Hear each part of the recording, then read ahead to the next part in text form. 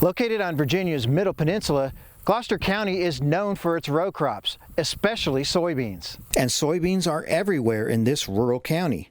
Keith Horsley and his father Clem farm 2,000 acres of land here. Most of it is rented, and they cultivate soybeans in the Machicomoco State Park, just north of the York River. Most of the time in the afternoons we try to get these pop-up thunderstorms that come down the river from West Point on down this way, and we try to catch them rain showers. So from time to time we do have it to where we can get that type of scenario, and then other times it turn dramatically dry. In 2013, the Horsleys received a Clean Water Farm Award from the Tidewater Soil and Water Conservation District for their use of no-till farming and for adding vegetative buffers in areas around fields to reduce runoff and keep pollutants from entering into local waterways. They may be comfortable with using large machinery to do their work, but they also use a decidedly old-school method to look for bugs and other unwanted critters that could damage this crop. Not far away, David Riley grows soybeans and corn on 120 acres of land. He says the area has special characteristics that make for good crop production. Sandier, not a lot of wet gumbo land.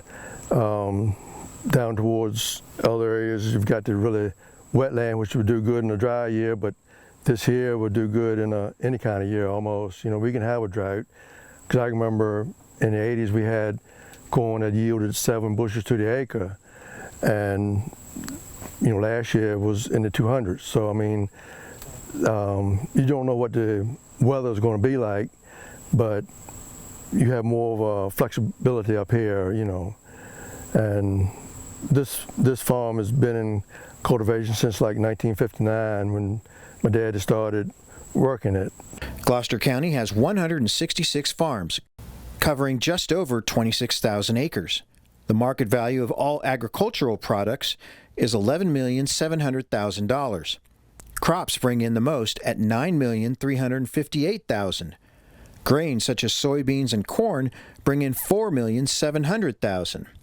Livestock accounts for $2,342,000, with aquaculture bringing in $2,045,000. Tanner Hurst is the next generation of Gloucester County farmers. He's been farming since he was 13 when his father bought him his first combine. When he's not using his ditch mower to cut grass, he cuts soybeans, raises cattle, dabbles in forestry, and owns his own landscaping business.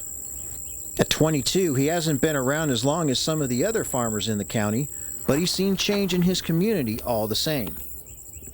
It's becoming more urbanized, which is what prompted me to really be in touch with the land and actually, at this age, purchase various land parcels that I have. And I guess you could say Gloucester is trying to be more productive and prosperous, and I guess I kind of want to be the opposite of that and kind of just hoard it all to where nothing can ever happen to it. Just make it this farm for life. Robert Respis farms in Gloucester as well as neighboring Matthews County, where he lives. He says the adoption of no-till farming in the 1980s and 1990s helped his operation become more efficient. No-till farmers inject seed into the soil instead of plowing it, boosting soil health while reducing the potential for erosion and runoff. We produce corn and soybeans. We typically grow around 300 acres of corn and 450 acres of soybeans, and we got a small herd of beef cattle at our home farm. We keep about 20 mama cows, and we calve in September and sell feeder calves in April. All of our corn and soybeans is commercial.